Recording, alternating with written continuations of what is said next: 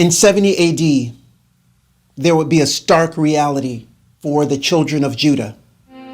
Many of the prophecies that had been spoken to them of their destruction would come to pass. One in particular, one that was said by the Christ himself. He said in Luke 21, 20 through 24, among other things, that inhabitants would fall by the edge of the sword, that Jerusalem would be trodden down by the Gentiles, that they would be taken into all of the nations as prisoners until the time of the Gentiles be fulfilled. Now, while this is happening, you can imagine the emotion of people, who are now being displaced for one of the final times in our recorded history of the Judeans. After this time, as well as 135 AD, there would be no more Judeans in large numbers in the Levant, in their homeland. They would be taken.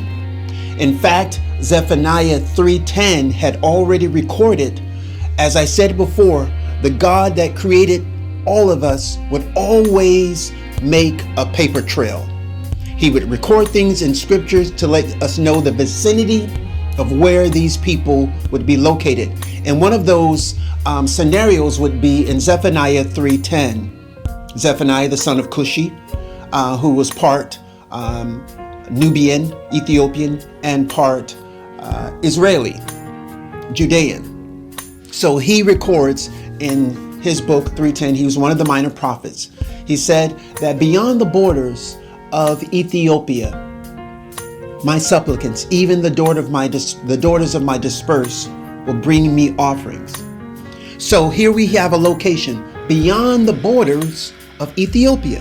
We would find in time that we would actually end up on the west coast of Africa. There's a diagram that I have that you could see, where you could see the children of Israel, the places that they would go into the west coast, into Africa, and particularly going into the west coast of Africa, where we would all be picked up by the colonials in 1619 and beyond that time. But there was already a blueprint as to where these people would reside. It was already recorded in Exodus 2:19. Moses was mistaken for an Egyptian. We would see that Paul was also mistaken for an Egyptian in Acts 21. We would find that that same reading of their not being able to distinguish the Ethiopian from the Israelite in Amos. And then there's also popular talks with, let's say, Tacitus. Tacitus was a Roman historian. He, speaking really, I should say, not nicely about the Judeans, thought that they were Ethiopians from the Nubian race. So we have all these people understanding and knowing that the Judeans that we now see in 2024 and that have been in the Levant since 1948 are not the Judeans of ancient. Because as you could clearly see, 701 BC, this is how the Judeans looked. In 586, when they were taken into captivity, these are the descendants of the people. This is how they look. Well, we would conclude that in 70 AD, this is how the Judeans still looked. So to put a button on this, I had my DNA checked maybe about 5 or 6 years ago. And when you look at the haplogroups, you're able to find out what places your DNA resided at any given time. Well, it would be, you would imagine, maybe a little harder for me because of all of the debacle with the Atlantic slave trade and us being stolen and all of that. But we were still able to find that my family originated in East Africa, but lived in Judea, crossing the narrow Bab el-Mandeb. We lived in Judea for a period of time, as well as Egypt and the Ethiopian area, as well as West Africa, and being taken over into the Americas as a result of the Atlantic slave trade, as it would state in 23andMe.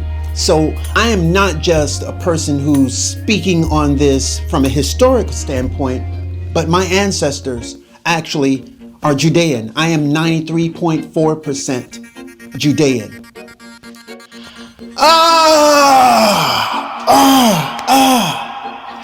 It's like this information is just, it's awing in one way, it's troubling in a lot of ways, it's emotional, it's therapeutic, it's a lot of different things, a lot of different emotions. But one of the biggest takeaways for me is the fact that I know and I have information that has been stolen, that has been kept away for us for generations. I mean, when you look at, again, this relief, this bas relief of our people in 701 BC being led off into captivity, and then again in Babylon, and then again in Rome and throughout the world as a result now of the Atlantic slave trade, we're able to see exactly who we are. Now, what we want to do with this information is completely up to us. But the fact that we need to know who we are is very, very important to me, and it's a life's mission now. Spread this message to as many people as would hear it. We are the Judeans. We are children of Shem, who was made dark and comely, according to Talmud. Happy Black History Month to you, you Judean African Americans.